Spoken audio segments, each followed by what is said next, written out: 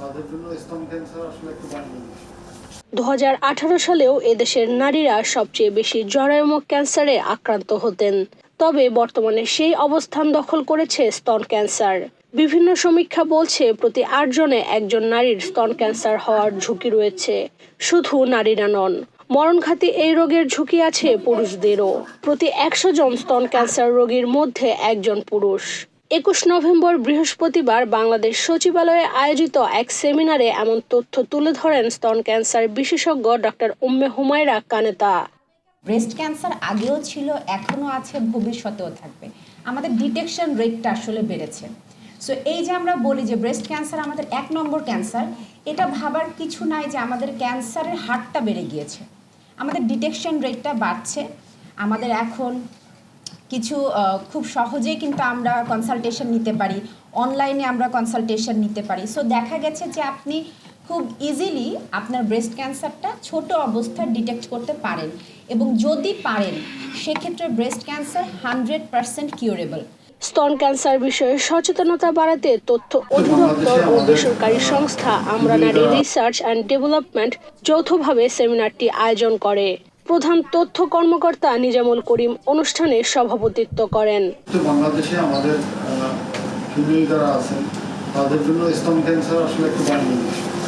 একেবারেই দেখা যায় যে অনেক ফ্যামিলিতে কারো না কারো এই সমস্যা। সেদিকে আমি না যাই, আমার মনে হয় যে বিপ্লব একটু কিছুটা ধারণা দিয়ে তারপর ম্যাডাম আলোচনা চলে। অনুষ্ঠানে জানানো হয় স্তন ক্যান্সার শনাক্তের জন্য 35 বছর বয়সের পর থেকে প্রতি বছর নারী পুরুষ সকলে স্ক্রিনিং বা মেমোগ্রাফ করানো উচিত। এছাড়া প্রতি মাসে মাসিকের পর সেলফ স্ক্রিনিং এবং যে কোনো ধরনের অসঙ্গতি দেখা দিলে প্রয়োজনে চিকিৎসকের কাছে যাওয়া গুরুত্বপূর্ণ। বিশ্বের প্রত্যেকটা দেশের, ইউএসএ বলি, ইউকে বলি, আপনার অস্ট্রেলিয়া, সবার ন্যাশনাল স্ক্রিনিং পলিসি আছে। ধরেন কারো দেশের জন্য 40 বছর বা কারো দেশের জন্য 45 বছর, ওনারা ফোন দিবে আপনাকে আপনার 45 বার্থডেতে, হ্যালো তুমি কেমন আছো, হ্যাপি বার্থডে। সো আজকে তোমার 35 ইয়ার্স হয়ে গেছে, তোমার তো ব্রেস্ট ক্যান্সারের স্ক্রিনিংয়ের বয়স হয়েছে, তুমি অত তারিখে অমুক হসপিটালে স্ক্রিনিং করাতে আসবে, যেটা স্যার বলছিলেন যে মেমোগ্রাম। সো ওদের দেশের পলিসিটা এরকম, যেটা আমাদের দেশে এখনও নাই।